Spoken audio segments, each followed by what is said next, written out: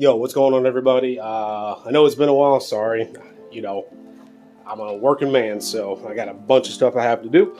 But it is Saturday, the December 16th. And today, if everything goes the way I want it to go, we will at least be putting the K-Series inside of the S2000. Obviously won't be running, but we can get it in. That's what I want to do. There's still plenty of things I have to do on this motor. I got some gauges and stuff I have to install the fittings for. I got to tighten down my valve cover, torque it down, stuff like that. Rear main seal still needs to go on, and I got to run the crank pulley down. But yeah, that's the gist of it, at least for the motor. And then we'll put the mounts on and we'll figure it all out. Because honestly, I don't know exactly how it's going to sit in there. I got to figure out where the mounts bolt up to on the block. I obviously know where they bolt up to in the car, and we'll figure it out. But before I do all that, I got a new engine hoist that I have to put together. I actually planned on taking today to clean out the garage, but I actually did like a decent amount of house cleaning, specifically like in my basement area where I've like hoarded a bunch of crap that I just need to throw out because I'm not going to do anything with, and that has filled up the trash can. So the garage is going to stay messy probably until I'll try to get out here sometime this upcoming week and clean it up, because trash comes on Monday and Thursday. So dump it Monday and hopefully I can have the garage cleaned out by Thursday and then, dump it. So yeah, anyway, first things first, what I'm gonna do is I'm gonna get the engine hoist put together, and we'll go from there. Obviously, I'm not going to film something like that because it's just me putting the engine hoist together. But before that, I will show you guys that the engine bay of the S2000 is done. I painted this probably, 2 weeks ago now? So it's just been sitting. It's well cured. It looks great. I like the textured look of it all. To me, it makes it look like it's, more about business as opposed to show. So, hey, it's my car. I can do whatever I want with it anyway. I ain't got to explain nothing to y'all. Be real, no disrespect, but it's mine, it ain't yours. Anyway, yeah, let me get this engine hoist put together, and then let's get the engine off of the stand. We'll take care of all the other stuff I need to do. I still need to put the water stuff on too. But yeah, so I'll bring you guys back as soon as I'm done putting that engine hoist together. It'll probably take me a good 35-40 minutes if I had to guess. We'll see. Hopefully I can get it done quicker than that. Okay, so excuse the background noise, but got the engine hoist assembled. Did a little bit of tighten button up on this. Valve cover's torqued down. That's not torqued down, but it's tight. I put this little guy on, and we're going to see if this works. I think it might hit the firewall. I'm hoping it doesn't, but it might because of this right here. I might have to stop being cheap and actually get the proper one that has the extension off to the side for the coolant neck. But I'm thinking this may work. So what I'm going to do now is going to get this off of the engine stand and onto the hoist, obviously, and then I'm gonna put my rear main seal in, and then we can start putting the goodies on there. So give me one moment here. All right, so I got the leveler on there. I'm only holding it in by this part of the head and this front piece on the timing cover because that's the only way I can actually hold it. Get this up, and man, that's it's kind of crazy to think that this is coming off the engine stand. I mean, I've said in the past, I've put together plenty of motors, and this process is just whatever, but I can't tell you how excited I am and how proud of myself, number one, that I'm doing this. A little known fact about me, this isn't the first rear-wheel drive car I've owned personally, but the first one was actually a 15 Mustang, and before that I had a 240 that I drove around a block one time, and I think that's it. Yeah, I've never had a rear-wheel drive car, and I can't even call this rear-wheel drive technically. I mean, it's this is rear-wheel drive, but it's a mid-engine car technically. But yeah, I'm really excited. So I actually got the dude. The S2000 K-Swap page on Facebook has saved my life. So I got these innovative mounts. They are used, but they're solid innovative mounts. The guy pulled them out of his car because he didn't like the vibration. I am a weirdo, and I like solid mounts because it makes me feel more in touch with the car. I mean, I have nothing against, you know, regular softer motor mounts, but for what this car is going to end up doing, I don't care. The only downside is, like with the Integra, I constantly have to tighten stuff up on that car before, like I have a pre-flight check essentially that I have to do to make sure everything's tight. That's motor mounts, you know, T-bracket, transmission bolts, stuff like that do tend to back out even when they are torque to spec, because there's just a lot more vibration going through it now. The mounts aren't absorbing anything. And the mounts that are in my car are some eBay mounts, and they're not rubber. I'm pretty sure they're just straight up like ABS plastic of some sort. Like they're hard as a rock. But I like that stuff. I don't mind it. So like with this, and I plan on tracking the crap out of this car, this should be fine. So let's get this thing lifted up. Let's lift you up. We have to work on it eye level anyway.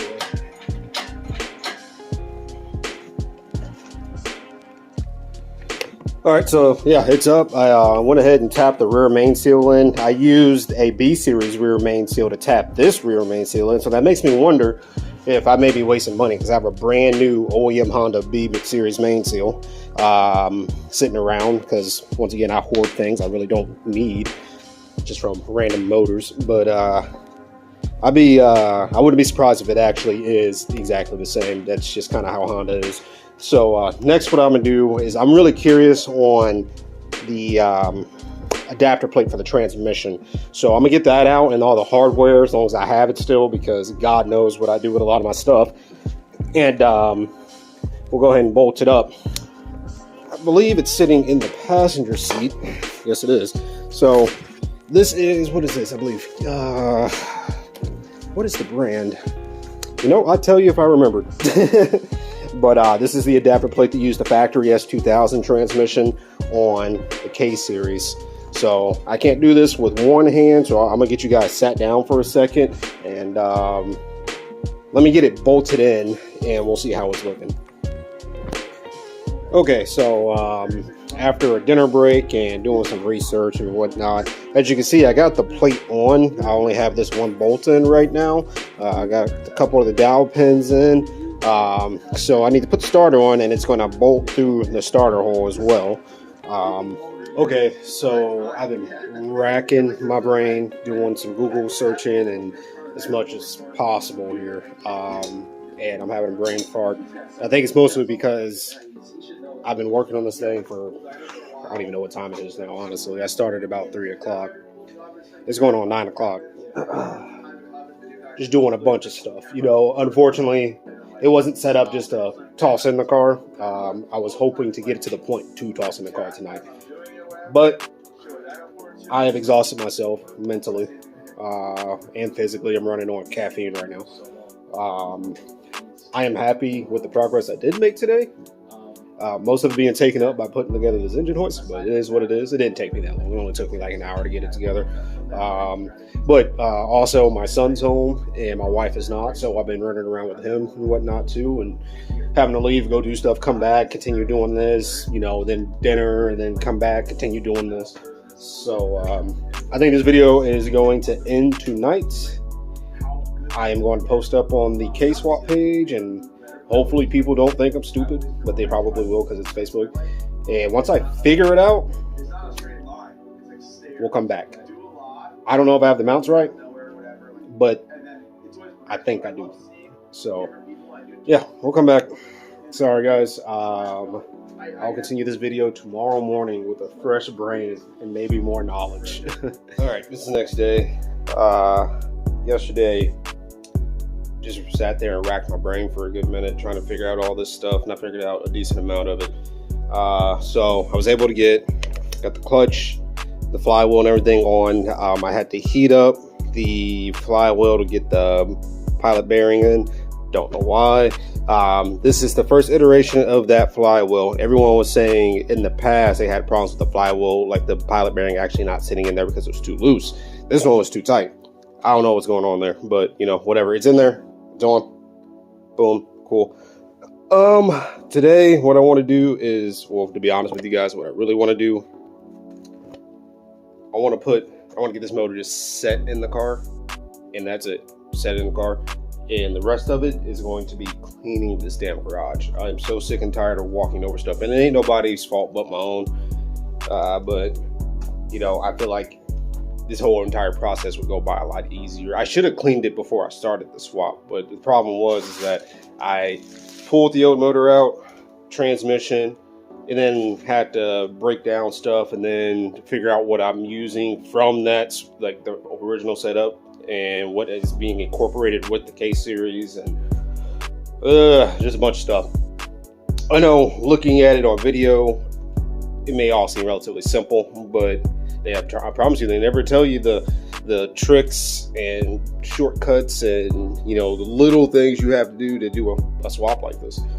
Not a biggie though. Anyway, so I left the camera out here on an accident. Turned on yesterday, so it's like barely alive. So what I'm gonna do actually is I'm gonna plug you guys up, and this is probably this good portion of this second day. It's just gonna be time lapsing.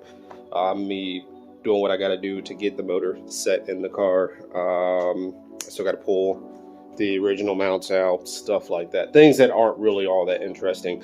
I think I figured out the orientation for the motor mounts. So like the Hasport mounts actually run the brackets on the motor, and the mount itself gets bolted. But I think the Innovative is opposite. The Innovative runs the mounts itself on the motor, and then the brackets in place of the motor mounts on the subframe. So what I'm going to do is like I said, rip those out, get those bolted in. Just lightly, I'm not torquing anything down, and just get it, I guess, kind of like hovering in there. Still plenty of stuff I have to do. So I gotta put the water neck on, and I'm very curious to see if I can get it on with it not in the car. I don't know, we'll see. Or not in the car, I'm sorry, with the motor in the car. I doubt it. If I have to lift the motor back out, it's not a big deal. Like I said, it's just gonna be held in by the two bolts that bolted to the sub-run anyway.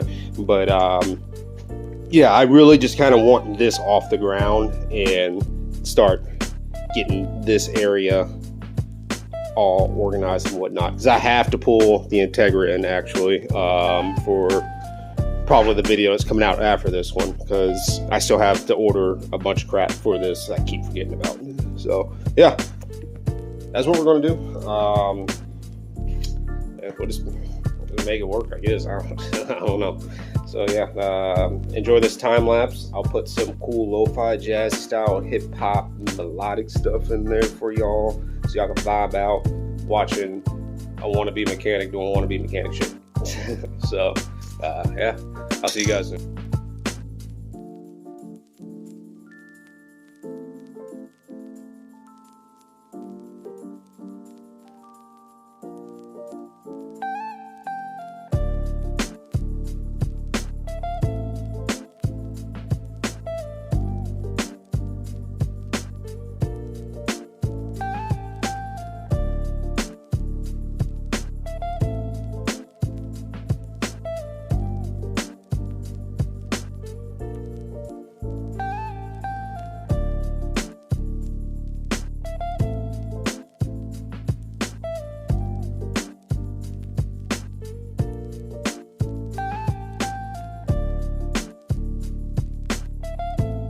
Okay, so I figured it out. Got the motor, it's hovering right now. I got to tighten up some motor mounts and stuff, but it's in the car, hovering in the car. I had to do two different things. I had to take the bumper off, the bumper support off, and then I decided, because I had to cut all of these to get them out, except for this one. The rest of them, look, I had to cut them. So I was like, you know what? I'm just going to cut this section out. And what I'm going to do actually is, because of how it looks, number one, I'm going to get these broken or these cut bolts out. But I'm actually going to use this and this, and we're going to build a plate that attaches these together, just for, I guess, like the structural rigidity or whatever.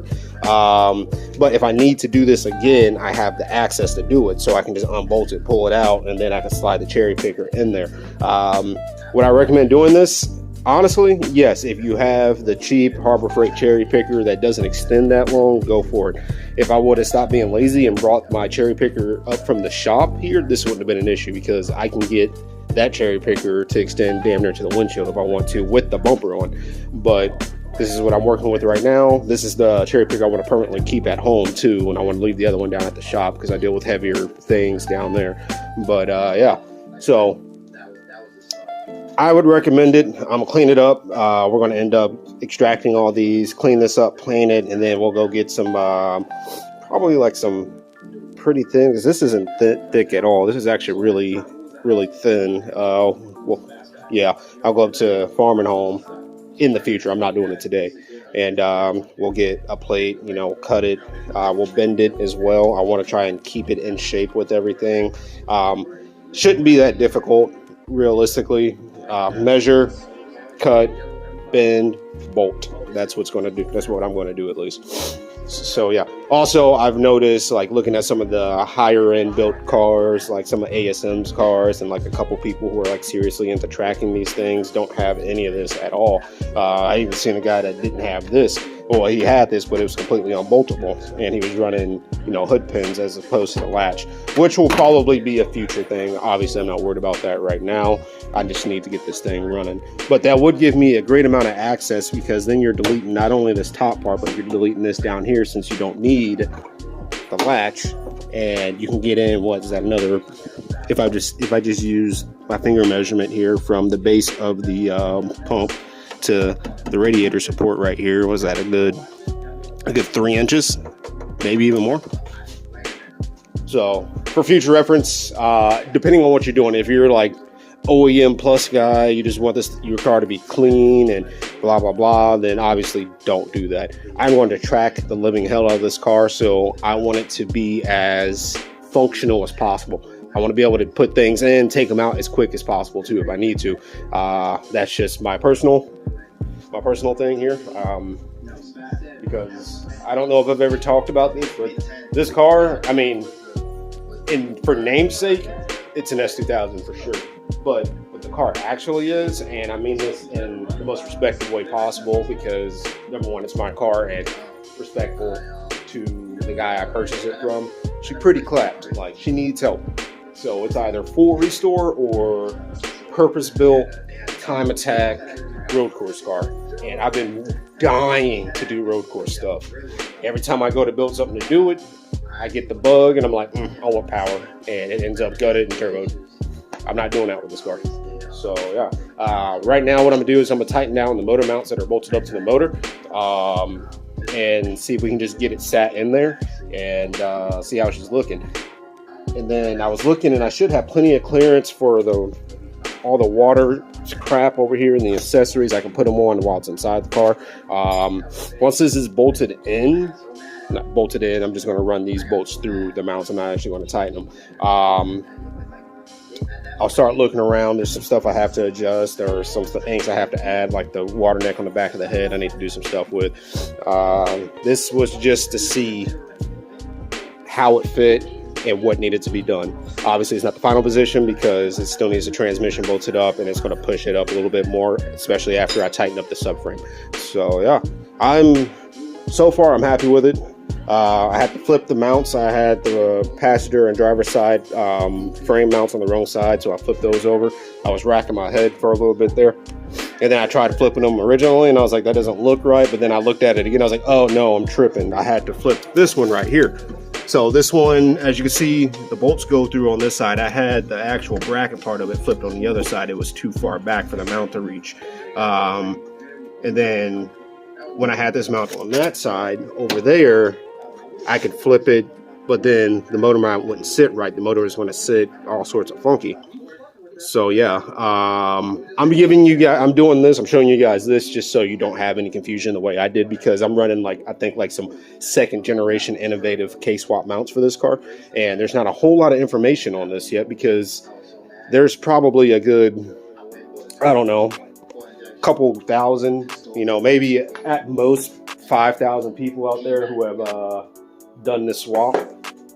Luckily, most of us are in the K-swap group, but there's not a whole lot of detail on certain branded parts. Now, the Hasport mounts, especially the new ones, everybody's running them. Everybody.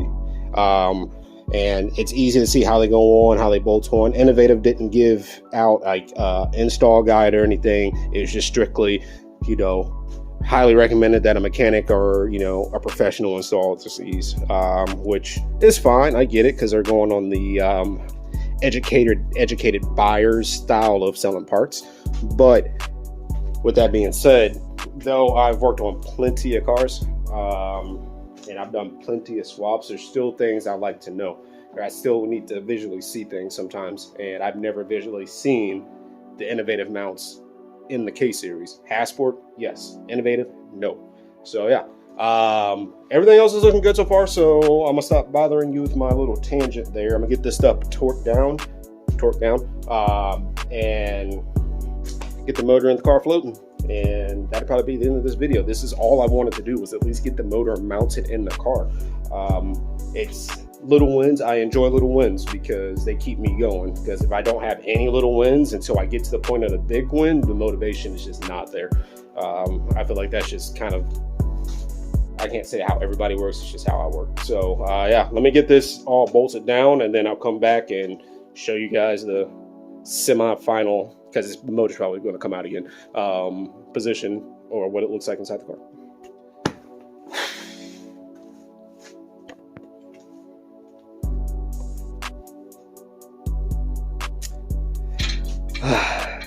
I don't think all three of you who are going to watch this video understand how much of a milestone this is for me. Man, I am super excited that everything seems to be working fine.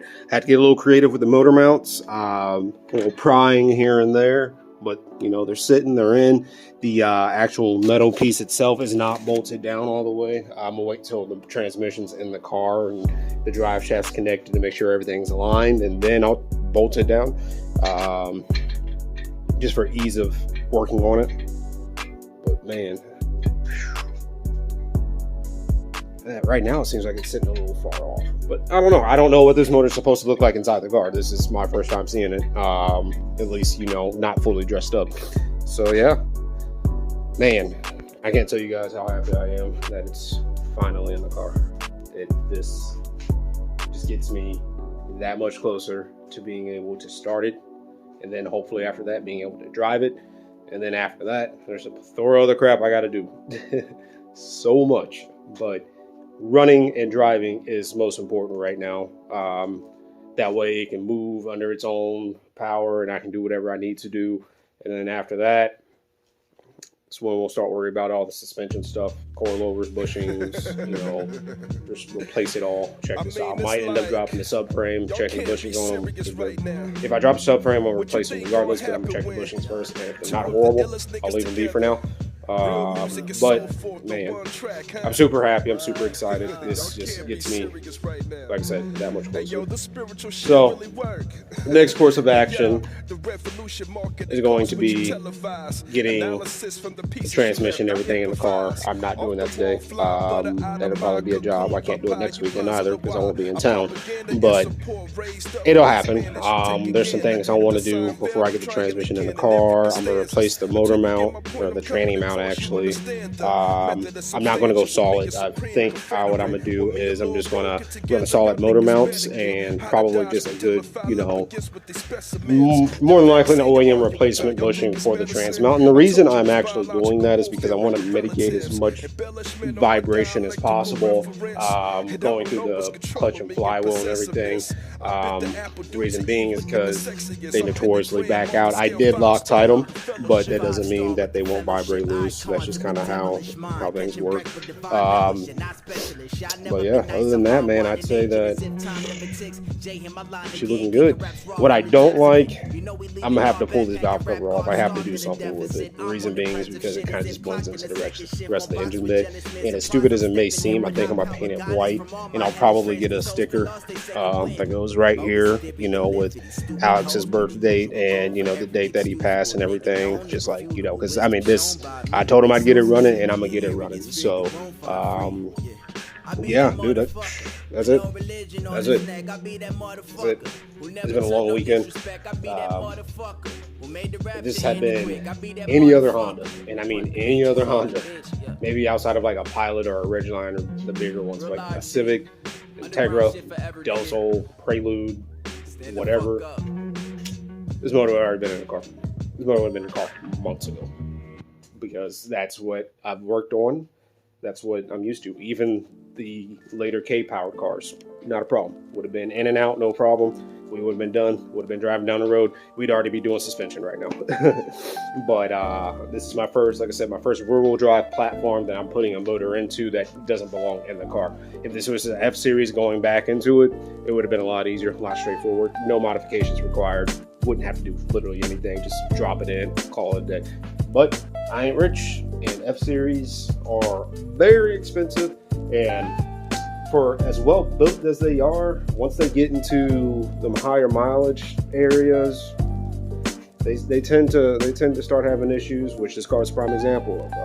Just spun a bearing, wasn't low on oil. It just, I guess, oil pump just had its day, and it was like, I'm done. But yeah, so anyway, that's gonna be it for this video. I'm sorry that my upload times are all sorts of messed up, and working full time and then getting off work to work more full time, and martial arts and being a dad and everything. Stuff takes up time. You don't really get to enjoy, I can't really say enjoy, but you don't get to work on your stuff all the time. That's probably going to be it for the S2000 videos for just a little bit. The holidays are coming up, and I really want to get back on the Integra. There's a couple things I'm going to replace. I guess I'll give you guys a little view here. So this is my Wuhan Whirly Boy here, GT3582. I have a GT3076 on the car right now. We're going to be smacking that on. And then I have some Hunter tuned injectors, 1500cc. We're going to smack in. And then there's a couple other little things I'm going to do. A lot of the stuff coming up this year on the Integra is probably just going to be mostly cosmetic related stuff after I get the turbo and injectors in. But I'm trying to get it to the point where it rips on the street, on the track, and it's nothing for me to just hop in, drive it, go do some pulls, go do some races and stuff. Because that's what I want to do with the car. I want to be able to hop in and be like, yo, my boys be like, hey, yo, we're going out racing tonight. There's some new dudes who think they're fast. All right, cool. Let's go do our thing out there. That's what I want. So that's what I'm gonna do with it. I think the end goal right now is I want to get it to a baseline of just 500 flat, no more, no less. If it hits like 505, 510 or something like that, cool. I'll take it, but I don't want anything over that just because I'm still open deck on that block. I do have a spare block that I was going to put in, but then my tuner convinced me. He was like, dude, more fueling, you shouldn't have a problem. He's like, I've ran open deck B series blocks well beyond that. And, of course, they're going to break, but it's not like you daily drive the car. And I was like, that's a good point. So that's what I'm going to do. Anyway, I want to thank you guys. I'm sorry for, like I said, my crappy upload times. And also, I'm sorry for not really being as informative as I want to be on this build. But I'm learning as I go. So once we get back into like the Integra stuff, that's nothing. I can tell you everything about that. Literally everything. But the S2000 stuff, this is new to me. So I have to be patient and work slowly doing this. That way I don't mess anything up. And until I'm comfortable with something like this, like if I ever pull this motor out again, which, fun fact, I will. Even after it's running, I'll probably pull it out again. Then we'll get into the more informative stuff. For now, even though obviously I put a lot of time and not really all that much money into this motor, I got the motor from a local yard delivered to my work for like $500. And then the blown up K20 down here I got for $600 and something with the transmission. Then I sold the transmission for $1,200, so I came up $600 off of that anyway. I probably will order a JDM K24A just to have on standby, because I'm gonna be real with you, this motor's going to end up being blown up. I don't know how, I don't know when, but I plan on driving it very, very, very hard, and hopefully it doesn't, but it might pop. But it also is NA. I always forget about that. It's not a turbo car, it's an NA car, so it lasts a lot longer than if I were, hot lapping the crap out the Integra at a track or something. So if it works, if I get, a year and a half, 2 years out of it, awesome. I'm still gonna have a motor on standby just in case. It's just the kind of person I am.